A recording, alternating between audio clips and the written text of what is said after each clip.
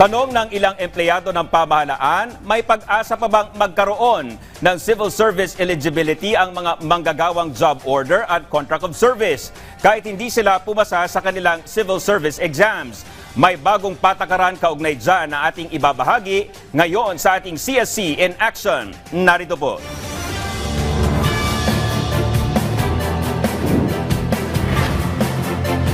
Magandang araw, Pilipinas. Tayo ngayon ay nabigyan ng pagkakataon upang tugunan ang inyong mga katanungan sa mga programa at patakaran ng Civil Service Commission. Ako po si Chairperson Carlo Nograles para sa CSC in Action.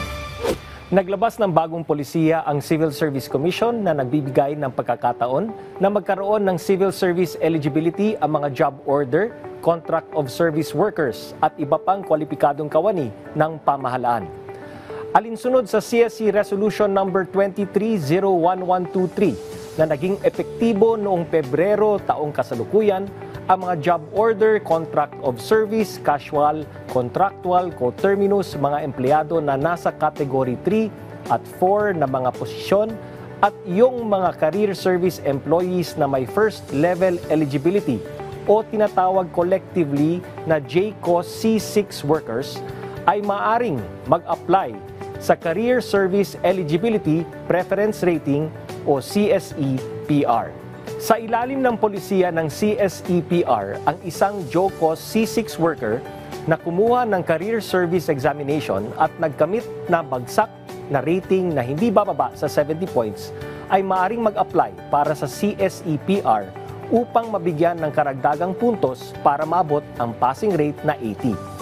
Hanggang 10 lamang ang pinakamataas na puntos na maaring ibigay. Halimbawa, may isang JO na nakakuha ng 75 na failed rating sa March 3 exam at nag-grant siya ng CSE-PR. Daragdagan ng 5 puntos ang kanyang rating upang maging 80.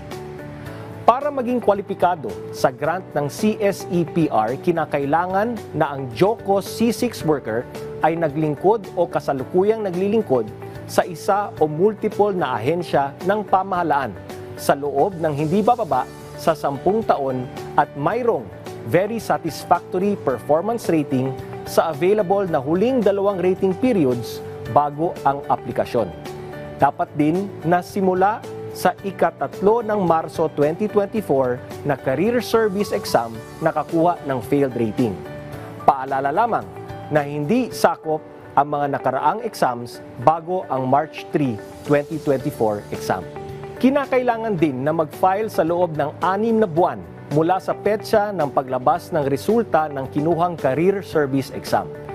Batay pa rin sa resolution, 1 beses lamang pwedeng ma-avail ang grant ng CSE-PR.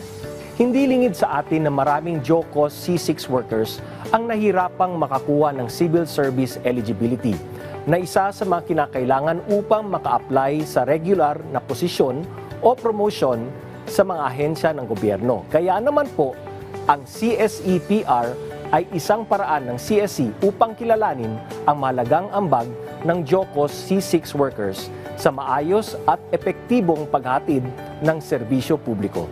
Kaya naman, kung kwalipikado ka sa CSE-PR, mag-apply na. Para sa karagdagang impormasyon, maaaring makipag-ugnayan sa aming mga opisina at social media channels. Pwede ring sumangguni sa contact center ng bayan. Hanggang sa susunod nating talakayan, mga issue ay tutugunan. Mamamayan muna, CSC in Action.